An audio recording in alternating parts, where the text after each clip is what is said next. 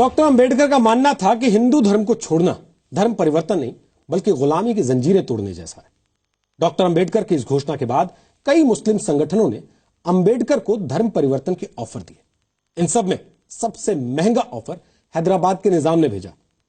अपने खत में निजाम ने लिखा कि जितने भी दलित इस्लाम धर्म अपनाएंगे डॉक्टर अंबेडकर को प्रति व्यक्ति के हिसाब से लाखों करोड़ों रुपए भेंट किए जाएंगे और दूसरी सुविधाएं अलग से।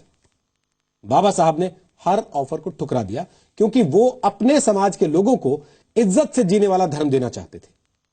इसलिए वो हिंदू धर्म को छोड़कर 1956 में बुद्ध की शरण में चले गए।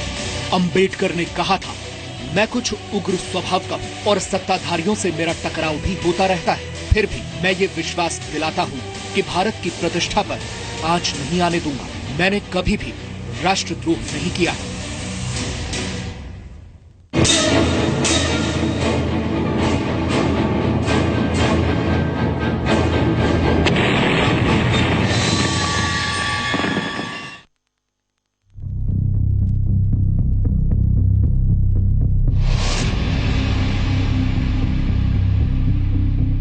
15 अगस्त 1947 को आजादी का जश्न डॉक्टर बाबा साहब अंबेडकर के लिए एक बड़ी जिम्मेदारी लेकर आया। देश की नई सरकार को देश का संविधान बनाने के लिए एक काबिल आदमी की तलाश थी, जिसे कानून की समझ के अलावा देश और दुनिया की जानकारी और समाज की सारी जरूरतों के बारे में पता हो। और यह तलाश डॉक्टर अंबेडकर पर आकर खत्म हुई। डॉक्टर भीमराव अंबेडकर को देश का पहला कानून मंत्री बनाया गया, जिन्होंने अपनी बिगड़ती सेहत के बावजूद महज 2 साल के अंदर देश को एक मजबूत संविधान दिया। आपको जानकर हैरानी होगी कि डॉक्टर अंबेडकर ने संविधान में राजनीतिक आरक्षण को केवल 10 वर्ष तक ही जारी रखने की बात कही थी, लेकिन राजनीतिक पार्टियों ने दलितों के हितों के नाम पर इसे राजनीतिक स्वार्थ को पूरा करने का शॉर्टकट बना लिया और तभी से राजनीतिक आरक्षण को लगातार 10-10 साल तक बढ़ाया जा रहा है। संविधान में आरक्षण की व्यवस्था के पीछे डॉक्टर अंबेडकर का मकसद हिंदू समाज में फैली जातियों की ऊंच नीच की खाई को खत्म कर देश में एक आदर्श समाज की स्थापना करनी थी।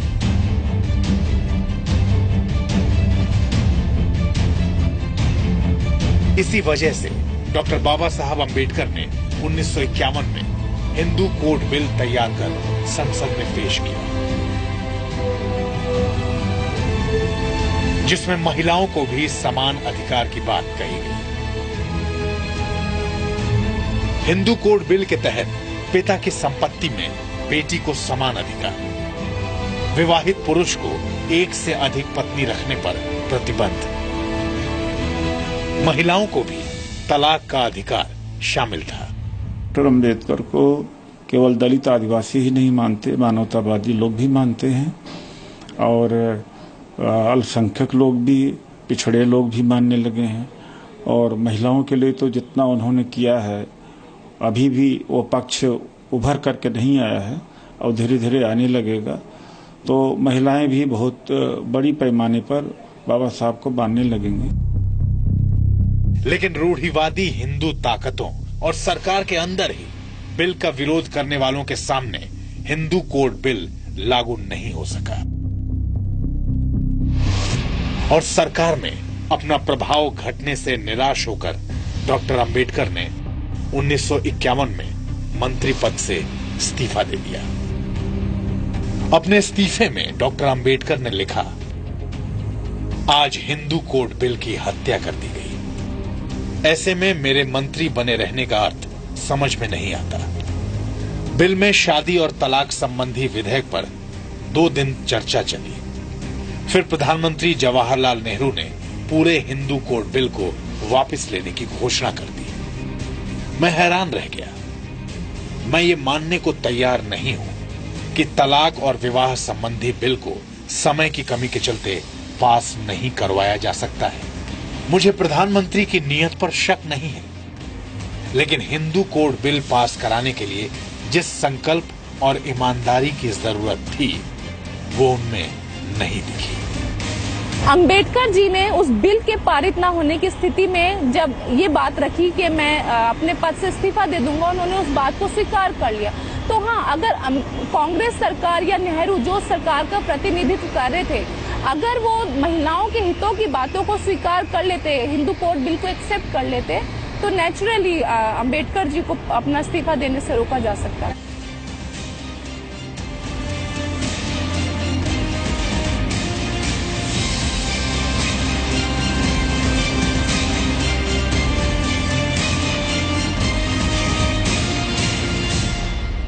अपने इस्तीफे के बाद डॉक्टर भीमराव अंबेडकर ने खुद को राजनीतिक जिम्मेदारी से भले अलग कर लिया था, लेकिन सामाजिक जिम्मेदारी वो अपने आखिरी वक्त तक निभाते रहे।